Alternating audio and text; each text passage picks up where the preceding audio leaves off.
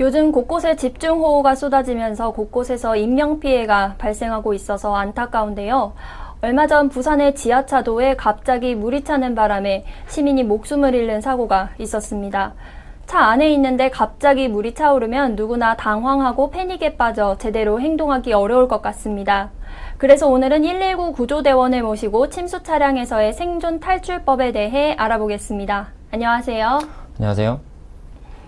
침수 현장에 많이 출동을 해보셨을 텐데 왜 자동차가 침수되면 위험해지는 건가요? 네, 먼저 침수 차량이 위험한 이유는 몇 가지가 있을 수 있습니다. 첫 번째로 전기로 작동하는 전자 제어 장치에 문제가 생길 수 있습니다.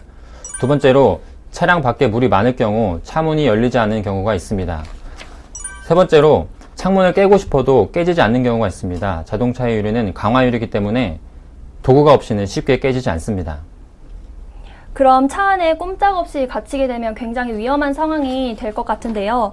그렇다면 이런 위기 상황에서의 대처법이 있을 텐데 단계별로 좀 알려주시죠. 네, 주행 중에 침수가 되거나 차량이 떠내려갈 수 있는 곳에서는 운행을 하지 않는 것이 최선의 예방법입니다. 하지만 예상치 못하게 위험에 닥쳤을 경우 그 대처법을 알려드리도록 하겠습니다. 그럼 먼저 침수가 시작되기는 했지만 아직 시동이 걸려있는 상태의 방법을 좀 알려주세요. 네, 먼저 초기 상황인데요. 먼저 안전벨트를 풀고 문을 열고 나오시거나 문이 열리지 않을 경우에는 창문을 통해서 탈출하시면 되겠습니다. 차 밖으로 나온 다음에는 차 지붕으로 올라가셔서 즉시 구조 요청을 하시면 되겠습니다. 그러면 차 내부에도 물이 차오르고 시동이 아직 꺼진 상태에서 침수가 시작이 되면 어떻게 해야 하나요? 시동이 꺼지고 밖에 물이 많을 경우에는 차 문이 열리지 않을 수 있습니다.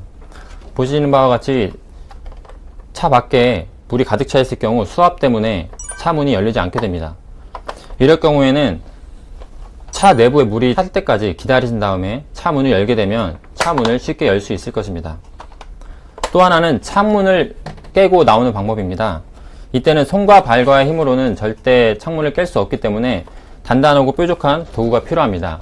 그게 바로 운전자 뒤에 있는 머리 받침입니다. 머리 받침을 빼서 두세 번 정도 창문의 우측 하단 부분을 가격하시면 쉽게 창문을 깰 수 있을 것입니다.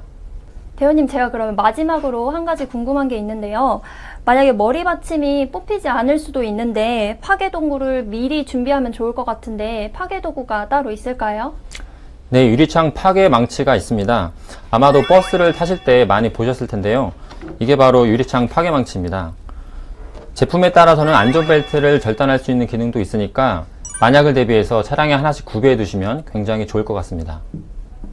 그 파괴 망치 가격은 비싸지는 않겠죠? 네, 인터넷에 검색해 보시면 다양한 제품들도 있고 가격도 저렴합니다. 오늘 차가 물속에 침수됐을 때 생존 탈출법에 대해서 알아보았는데요. 무엇보다 사전 대비와 침착한 행동이 중요할 것 같습니다. 여러분들 탈출법 잘 기억하셔서 혹시라도 위기에 빠졌을 때 잊지 말고 꼭 활용하시기 바랍니다. 대원님, 오늘도 수고 많으셨습니다.